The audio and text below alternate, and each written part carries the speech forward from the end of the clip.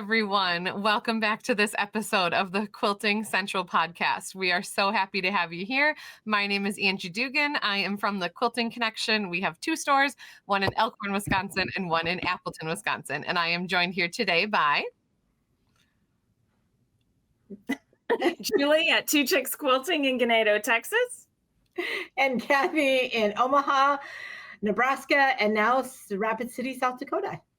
Awesome. Good. So today we are going to switch gears. The weather's getting a little bit cooler, and we want to talk about some fun fall projects. With that cooler weather, we just want to start staying in a little more and start working on some of these fall projects and getting ready for those. So we've got some really good ideas for you guys today. I love fall. Yeah, so fall doesn't get here to South Texas till much later, but we have to start working our brains to kind of get out of that summer mode and into the fall mode, because if we waited for the weather to change, we would be waiting until Christmas. So, yeah, you have to get that mindset of let's get into fall instead of the summer mode. Does it at least get like cooler at night for you, Julie? Starting, or what's your weather still like right now in It's September? hot. It's still. If our AC went out, we would be very cranky. Oh, shoot. But she got to experience when we were in St. Louis together what we call false fall, when it's kind of cool and we know it's going to get hotter again, because it was still August and we went outside and it was like 70 degrees and it was no humidity. It was like amazing. And then I landed back in Houston and immediately just broke out in a sweat and realized that I wanted to put my hair up to get it off my neck. And I left my hair clip in the hotel room holding my curtain together. Oh, no. So I was very upset about that. But yeah, so the temperature doesn't always control when it turns fall or when we should start thinking about it being fall. Because if we wait until the temperature tells us it's fall, then we don't get to decorate for Halloween. We don't get to decorate for Thanksgiving. And we're last minute going, oh my gosh, Christmas is 20 days away and we don't have any of our gifts made or any of our stockings done. And so we just wanted to kind of push you guys into that mindset of let's, get into fall, the perfect quilting season. Oh, I just love that feeling of getting back into the sewing after gardening and getting back down in there nice and warm, hot cup of coffee, some good movies maybe on the TV, or a good podcast would be great. So it also gets us thinking about those, like I said, those Christmas gifts we need to make. So we're going to talk about some small projects, which is great for gift giving. And we all have those gifts we need. That it doesn't really matter exactly, like you can just make them, because maybe it's teacher gifts, maybe it's guild friend gifts. It may be donations that you want to make for different organizations. Like we're doing one locally here. We're going to make some little zipper pouches for that when you collect things for kids that are in need at Christmas time, we tend to always go to the little kids and we never think about the bigger kids, right? So we're kind of focusing on that this year and making some little zipper bags with some, toiletries in them and maybe some gift cards to Sonic or something cool like that.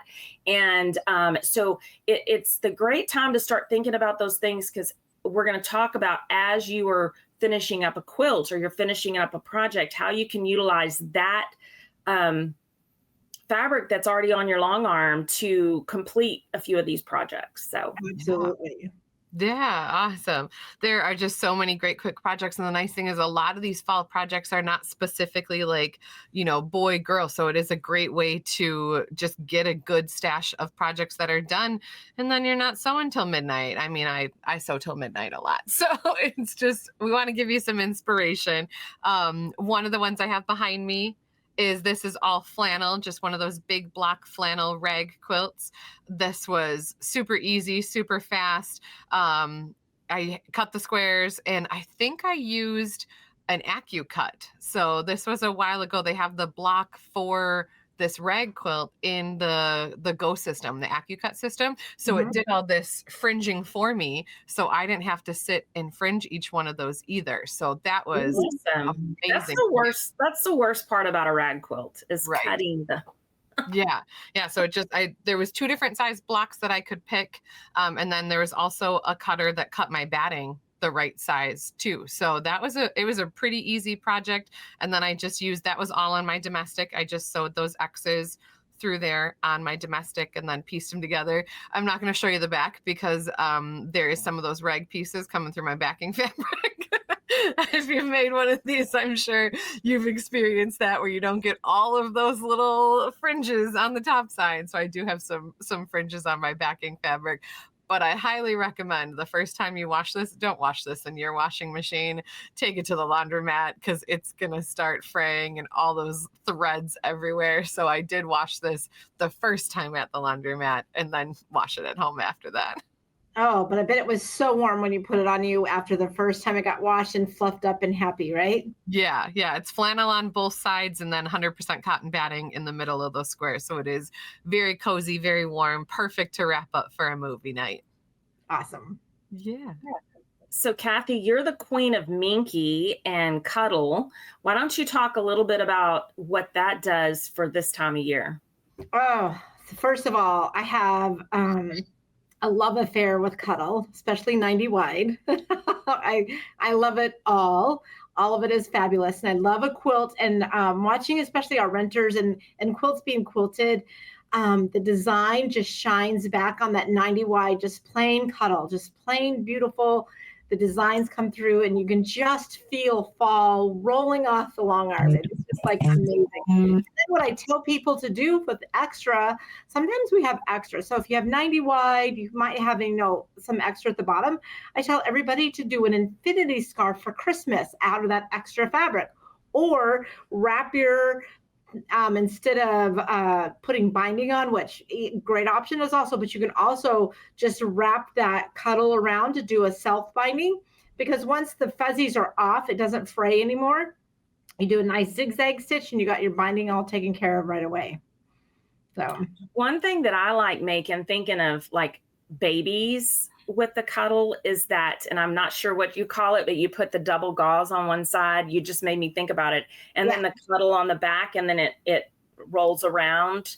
The self-binding baby quilt. Yes. Yes. And it makes a little blanket. It also makes what we call a little snuggie or boppy, whatever you want to call it, for them to carry around. So that's a great thing to do with those scraps as well. Yeah. I have another one here that is 2-sided of that Minky Luxe fabric. So this is just like the warmest quilt and just so soft and cuddly. And it is giant. I won't hold up the entire thing, but it is massive. And this one, I put the right sides together. I didn't put batting in here. So this is just the 2 layers of the Minky. I put the right sides together and then I sewed all the way around the perimeter, but left myself an opening, like a 6-inch opening. So then I could flip it right sides out and then sealed that up. So this didn't even need any binding at all. And it tucked in all of those fuzzies, and this has not fuzzed at all. And then after I did that, I threw it on the long arm and I just did some straight line stitching to follow this method, or this piece of the Minky had the straight line stitching on it. So just so it had something to hold it together. So all free motion for that one. It's such a heavy, warm blanket. Time to sit by the fire with a nice, Yeah. And I do have step-by-step for how to make that on my YouTube, Angie's Answers. There's a video for that too. Cool. Yeah. So one of the little projects that I like to make and have made in the past, and Angie has a sample of it to hold up, is the microwave bowl koozies. Now, these things, you would think, like the first time I made them for friends, I was like, they're going to think this is so silly. So I felt like I had to put all this extra stuff with it. And I actually have my daughter's mother-in-law contacts me constantly. Can you make me some bowl koozies? And I probably owe her a few bowl koozies from last Christmas, because I told her I was going to make them for her and it just didn't happen with the wedding and everything. And so the microwave bowl koozies people love. And Yeah. especially if they're not quilters, because they're like, what's this for? And I'm like, have you ever put that bowl of stew in the microwave to warm up the leftovers? And then the bowl's really hot. And, you know, it works the same way for summertime too, because if you get that bowl of ice cream, it's really cold, and sit it in that, and it just kind of protects your hands as you're sitting in your recliner in front of that movie, you know, eating your ice cream or your little bowl of leftover stew. It makes a great gift. So those can be made like in kind of in a chain method, or, you know, just a assembly line method. And make great gifts, great donations to different organizations. So that's another one of my favorite things to do.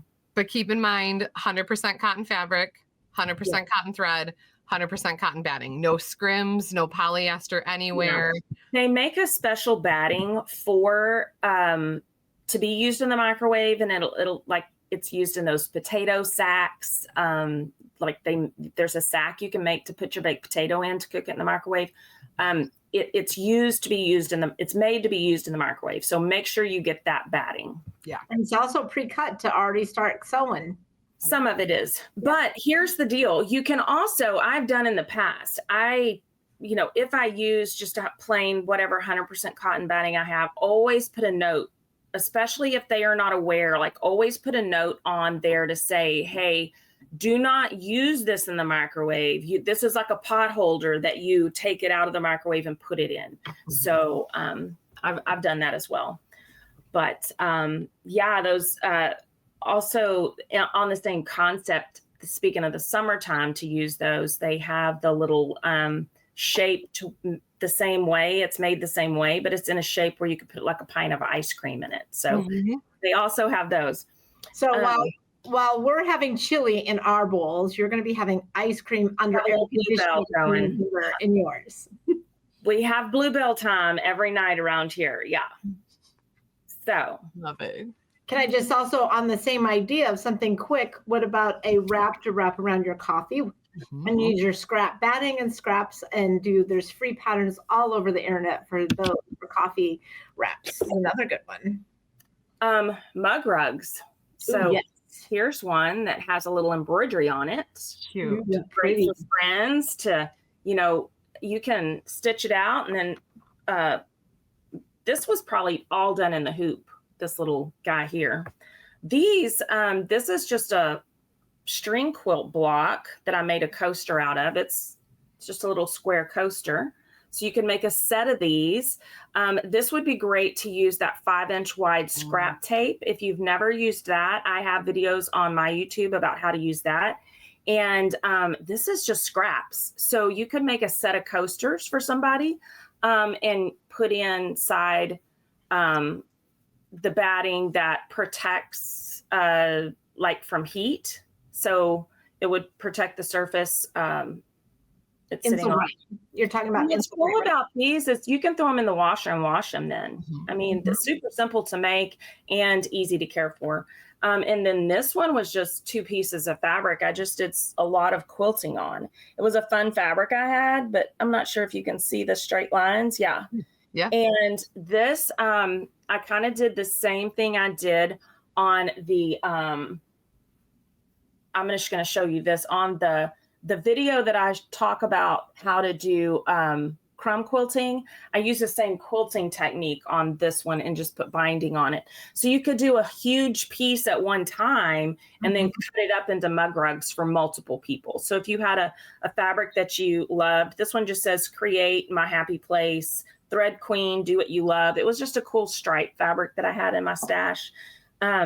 So I know we all have that fabric. If you just look for it, you probably have a couple of yards of something like that you're like, I don't know what I'm ever going to do with this. Let me make some gifts out of it for Christmas. So. And I love the idea, guys, of how you said, if you still have that backing loaded on your frame and you finished your quilt, what are these small projects you can put on there and do? That's a great idea. Yeah, absolutely. And it's a break in between that big quilt to that, another quilt. If you want to do something, maybe trying little projects in between helps that, mindset of like, oh, I got this big quilt that's huge. Well, there's a lot of projects that you do that you're not going to see that backing. So if it is like a pillow and you want to do a reverse applique pillow, and I wish I had it here to show you guys, but it's at the shop and I'm at the house. Reverse applique is where you have two pieces of, you have your fabric that you want to show through as your applique, and then you have a fabric on top of it, which is your background fabric. So say I was going to make a snowflake pillow, and my computerized long arm has a snowflake design that is just like the bubble letters you write. So the middle is all one piece. Yeah. That's the kind of design you want to look for. So I have a snowflake in Pro Stitcher that is perfect for reverse applique. I can stitch that out. Say my top fabric is red. That's what I want to be my background. My bottom fabric is white, right side up, because that's what I want my snowflake to be. Now I stitch that snowflake out, reduce my stitch length because I want it tiny, and maybe I stitch it twice. And then I cut out the red in this inside of that snowflake, and it lets the white shine through. Then I'm going to put a envelope backing fabric right side on top of that pillow, and I'm going to stitch that down. And then when I turn it right side out, what I had loaded as my backing fabric on that long arm isn't going to show in that pillow at all. So if you have, now I would be leery about if I have a really dark backing fabric on, and then I'm doing some stuff that's white, maybe not, but if it's a lighter background, say it's a pink, it's not going to show through. So I would lay out several of those pillows across that whole quilt top and make multiples at one time, and knock out how many gifts at one time. And we're talking about gifts, but we can also talk about decorations. So when I make a decoration for my house, I kind of feel like I don't always get it done. So I'm going to say this in case they're listening. I have good intentions. But my daughter and my daughter-in-law would love if I made Thanksgiving pillows for my couch. And the same time I'm making them for myself, make them for them. And so that is something that you can do to utilize that backing fabric that you have left after a quilt. Oh, for sure. Stockings is another one. There's great designs out there for computerized for stockings, just to get them all done at one time. It's kind of fun. Yeah, I think there's. Oh, go ahead. Angie did the video on your little buckets that we did on the retreat. You did the little video on that, and you could do the same concept with a stocking if you wanted to piece your patchwork on your long arm, and then you lay it down, and then did your quilting and assembly all there on the long arm. Yeah, awesome. I also brought just a little terry cloth towel with some embroidery on it. So think about, going to the dollar store or whatever you have by you, Dollar General, whatever it might be. You can get some towels pretty reasonable. And then if you don't have an embroidery machine, you could quilt this design using your long arm too. I wonder though, the backside would look a little different because then you would have your backing and your batting showing. Not necessarily. Oh, okay. Because here's a trick. You can actually pin water-soluble tearaway stabilizer to your leader. And that is your backing. You don't have to put batting down. Nicole did that the other day in Long Arm Club, where she took a pair of jeans and split the leg open and laid it on top of that water-soluble stabilizer. And then she stitched out a design, and then that stabilizer just goes away. So you could do that the same way to do these towels if you wanted to do something with your long arm on it. I would suggest also having the water-soluble topper that goes on top of towels if it's a real fluffy towel. Now, if it's like a feed sack towel, you wouldn't need that. But if it's a terry cloth, you would want that because your stitches are just going to fall down in that loopy material and they'll be lost. Sure. So you do want to use that topper material. Well, oh, sorry. Go ahead, Cathy. no, you're good. Go ahead. I was going to say, I learned something at BLT, Baby Lock Tech, with some of the new machines. They have these tapering stitches, which is kind of cool, but don't discount your decorative stitches to make snowflakes. And so you don't have to have, quote, an embroidery machine to make it look like embroidery. We just have to kind of think sometimes outside those boxes, right? Some of those beautiful decorative stitches can make really beautiful snowflakes. So think about that as well. But you would just mark it off as a plus, I think, and then do your stitching on that plus on that you drew on your towel, and then go from corner to corner, maybe with different stitches. So if you had that tapering stitch, what that means is instead of the end looking real square, it's going to taper off to a point. And a lot of the machines now, the higher end machines, do come with tapering stitches. Mid to higher end have the tapering stitches. So that is something to think about. The stitching design will taper off to a point. That's correct.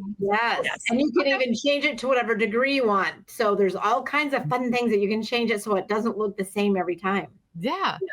With this one, I was thinking, think about like tiny little scraps that you've got. You could put those down on that stabilizer. And then with your long arm, have you guys ever tried to run 2 threads through the single needle? So if you look, it looks really neat. Yeah. And some brands like Bernina will allow you to use a twin needle. Sure. So there are options that way as well. Yeah. So if you look at your long arms, a lot of the machines will have 2 thread posts and thread masks. And they're like, why do I have 2 of those? I'm like, because you can run 2 threads through your needle. What? So So if you use 2 and then you're doing these stitches in here, you having those 2 threads in that same needle or using a twin needle is going to help get that stitching done for you even faster too. And you could use 2 different colored threads and kind of make your own like variegated. So many fun options with something like this. So practice first before you try it on a real project. Practice first. Going back to the scrap tape I mentioned earlier, they also make a 2.5 inch wide scrap tape that would be really cool if you had just a long strip of that scrappy, the pieces together on that scrap tape, and then you can take it and lay it down on the long arm and finish that edge and just put a little strip across the bottom of that towel. Yeah. Mm-hmm. Yeah. Perfect. You could do Thanksgiving fabrics or Halloween fabrics or Christmas fabrics in that scrappiness and just put a little scrap piece across the bottom. So super fast, and it uses up your stash and all your little pieces. So that's a great idea. We didn't have all these ideas when we started this podcast. They're just rolling around and coming out. They're just like, we've so deviated from the original. Woo! We start thinking about things and we're like, oh, you could do that, and oh, you could do that. Yeah. So quilt as you go wall hangings, or even quilt as you go baby quilts and small like throws. Those things can be done super fast, super quick, and make great donations, make great gifts. So we've all probably done a flip and stitch demo on our pages or on our YouTube channel that show you how to do that. But you load your backing, you put your batting down, and then you lay your first strip right side up and use, however wide you want your quilt. And then your second strip is face down on it. You stitch a 1/4 inch and then flip it back right side up.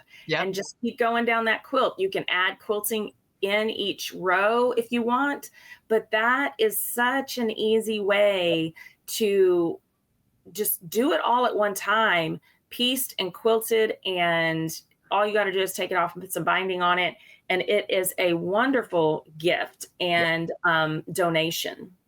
This was a Charm Pack table runner that I flipped and sewed. Oh yay, look at that. That's awesome. Love it. So I had the backing fabric on the long arm and I started, where's a corner? I'm so backwards. Here's a corner. So I laid this piece right side up, and then I put this one right sides together and sewed that. And you can see it because I've got my seam through my backing fabric right there. So it's going through all the layers. And then I'm so backwards. So then I sewed orange and brown on top of each other. Then I opened those up. Then I put this one right side together on this one. So those opened that up. Just kept working around. I don't remember if I put my borders on here flipped and sewed. I think I did. I think I did the How borders. did you add the second row? So I did have to piece. You can only do one row because you can't. Okay, so you pieced the two together. Yeah, so I did piece the second row with my sewing machine. So I could only flip and sew one row, and then I did have to piece that second row with my domestic, and then I just tried to match up. But you could have chain pieced your two pieces together. Yeah. However many sets of two, and then went to the long arm and quilt as you go to put them together. Yeah. Super fun. So what about those portable projects? You know, fall brings all those fun things we have to do, like sit at practice and wait on the kids. And sit at dance recital rehearsals and all of that kind of stuff. So what are some fun portable projects we can work on?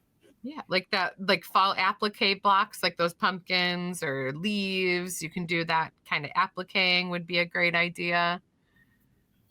I know the girls at my shop are really into English paper piecing, which is, you know, it has the little cardboards and you wrap the fabric around it and then you stitch those together by hand. They all have that little bag that they're ready to just grab and go wherever they're going, that they're going to be sitting and waiting on something. They take their EPP project and work on it. So I would say, again, I learned at Baby Lock Tech, I played with the Sashiko machine for the first time. And just that texture that Sashiko brings, really intrigues me to try some hand piecing with Sashiko as well. So that's another option too, to add some texture and dimension to your quilt blocks if you wanted to. Well, and we see, like we were talking about stockings earlier. I can remember my mom hand making stockings out of felt years ago. And I don't quite have the patience for that, but the piecing it with the hand quilting and the Sashiko look, I could get behind that. Like that is something that I think I could see myself doing on those nights where you just want to sit down and rest. You just want to put a movie on and put that Hallmark channel on and watch a fun movie and relax after a long day. You could still do something like that, sitting and relaxing. And that's also small enough to take with you somewhere in the car and on a long car ride on the way to a football game. But yeah, there's a lot of hand things you can think about that if you just get your pieces together and put them in a little bag or a little box that you can grab and go, would give you some time to work on something like that. Especially if you're trying to learn English paper piecing, a little mug rug would be a great way to start. Right. Yeah. Little mug rugs, little pillows, just put a few of the pieces together to add to a zipper bag or something like that. What about wool? We don't do wool, but there's a lot of parts of the country that are very into the wool applique. And that is, it may be something that you're interested in and that your local shop does a lot with. That is something else that's something I feel like it's kind of a fall, winter type project versus summertime. There's something warming about having that wool in your hands as it's cold outside or a little bit crisp. Yeah. So nice. And so many different size projects with wool applique that I've seen, just small mug rug all the way out to full wall hangings too. So Christmas ornaments, lots of little things can be made with wool as well. Yeah. One of my favorite things you were saying to take with you while you're either at, a game or something like that, or waiting for the kids, is just a 2-sided fleece blanket. So this, I know you can't see a lot of it. Let me pull it. I'm so backwards. I'm so sorry. So this is just a deer print. Let me find a deer. There's a deer, Mr. Deer on there. One layer of the printed fleece and then just a solid layer of fleece, because then you can really see that quilting in there too. Yep, so there's an oak leaf. So this is just 2 layers of fleece, no batting in between here. We also don't take the time to tie each one of these because we quilted this on our long arm. So then this is all secured together and there's no reason to sit there and tie it, but we do still have the fringes on the edge. So these are just great to throw in the car because they're super easy to wash up. You can throw them on the ground, you know, for a football game or wherever you are outside and not worry about them getting dirty. Every single one of my family members and all of my friends have fleece blankets from us. So when we're doing this, the selvage edge on the long arm needs to be on that left and the right side because it's the most stretchy from selvage to selvage. So we want that stretching going on that left and the right side. So my selvage would have been out here. Then I stitch in about 4 inches away from that selvage because that's going to allow me to square this off to an even 3-inch all the way around once I'm done quilting it. And then our cutting mat has 1-inch marks on it on the cutting mat. So then I take my rotary cutter and every 1 inch to make this fringe. Did you like that? The sound I love effects? The sound effects. The sound effects are the best. And It's a then- technical term. And then this is my corner. This is how I turn the corner. So I cut out just triangles from there and then have 1 fringe coming from that corner going out. Fabulous. So I know that y'all talked a lot about flannel, and you two use a lot of flannel and fleece and minky, where I don't use as much flannel and fleece. We do love minky on our backings of our quilts and stuff like that. But is there something special you should do as far as washing flannel or fleece before you use it? Do you need to do anything special to that? It shrinks a little more than a cotton. So if it is yardage, then I would recommend pre-washing it. But no, this was yardage. I did pre-wash that. Yeah. And especially wide backs because the percentage is, so if you think, 3 to 5%, it gets shrunk. On a 45 versus 108, 3 to 5% is totally different. So yeah, pre-wash. Is flannel shrinks worse than fleece, or do they both shrink? Flannel shrinks worse than fleece. Yes. Okay. Fleece is just more stretchy.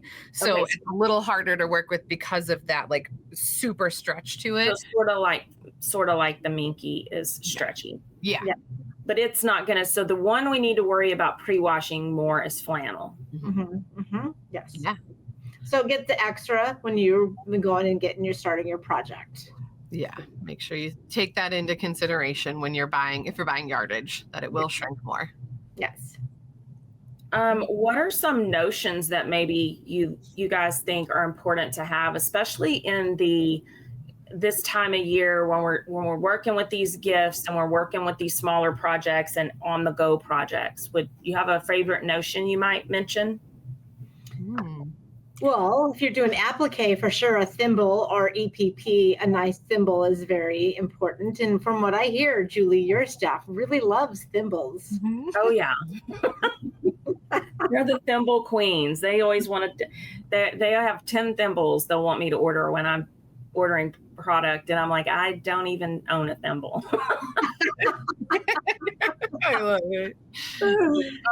Making sure you have good lighting too, because it gets dark, especially for us, starting to get darker and darker, and making sure that you've got that good lighting around you so you can actually see what you're working on is more important in the fall and winter for us. I know, you, my dear, I just saw a stat. You're in minus 80 minutes in the month of September. I'm minus 70 minutes in the month of September in Omaha, minus 80 if I'm up in Rapid City. In the month of September. That's how much daylight we're going to lose in the month of September. Yeah. Well, I think ways to stay organized is a good thing to think about. Some of those nice storage boxes, or bags where you can keep those projects together you're working on, especially if you're on a mission to make, so many of one thing. Like you want to make 24 mug rugs, and you're doing something different on each one of them, and you're trying to keep all of those parts and pieces together. So that, to me, staying organized, ways to stay organized is great. That travel necessity thing, there's some bags patterns out there that actually you make a bag that has like little zipper pouches inside, so you can keep your threads and all your little papers and your little scraps and everything in there in that bag. So when you get ready to go somewhere, you just grab that bag and go. So ways to stay organized, definitely. Having that space set up at home where you're sewing. And as I look around my space, I couldn't sit down in my sewing room right this minute and do anything. Like I would have to clean this room and get it, like it's a mess. And so I would definitely want to get myself organized in my sewing room so that I could accomplish something when I sat down to sew versus, oh, this needs to be put away. And what is this? What was I doing with this thing here? You know? So definitely organize yourself. And sorry, Cathy. One of my favorite things about fall is just like seeing friends and make this social too. So one really good idea is to have, like, I love hosting Friendsgiving too. We have Thanksgiving with family, but a lot of my friends, we like to get together in the fall too. So having like a Friendsgiving sewing day, that would be super fun. Just get all your sewing friends together and make it social. Yeah. I know a lot of our customers, they don't always do it in person either. They do it through Zoom or through a Facebook group or something. And they just get together and sit together in their own sewing rooms, but they're on Zoom where they can actually see and talk to each other. So if you can't get together in person, or your friends that you love to sew with are across the country, that is a great way to do it too, is virtually. Yeah. Awesome. Yeah. I was just going to say, fall is a great time when you get back in your sewing room to maybe organize and take a few minutes just to organize where you left off. Yeah. And when you're doing that, you're going to find lots of UFOs. So put those in a pile and kind of prioritize them. If there's something that in that UFO pile that you could use for Christmas or a donation, or, get that up on the top of the pile and get it finished. Also, a block swap is fun to do with friends this time of year. You can theme them. You can say, okay, we're going to do a fall quilt. So everybody's going to do this block and we're going to make it out of these colors. And then you exchange blocks. We did one recently at a retreat where we all did red, white, and blue. And we were given a block to make a pattern, and then we swapped blocks while we were there at the retreat. So that's always fun. Yeah. And we can think about something like this. Look at this cute little running dough from Catherine, just the falling leaves, how simple that is. And you know what's fun? Catherine is going to be at our shop here in the next few weeks. And so we're excited about that. But those little patterns by Villa Rosa and Running Dough and those designers are so fast and easy. They're usually I think that one's a fat quarter pattern.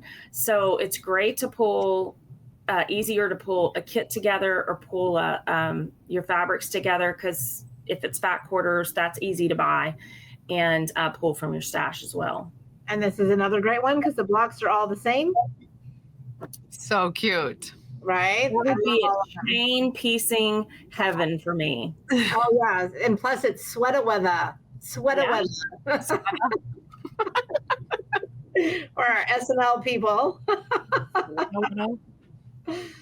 Nope. Some good ones.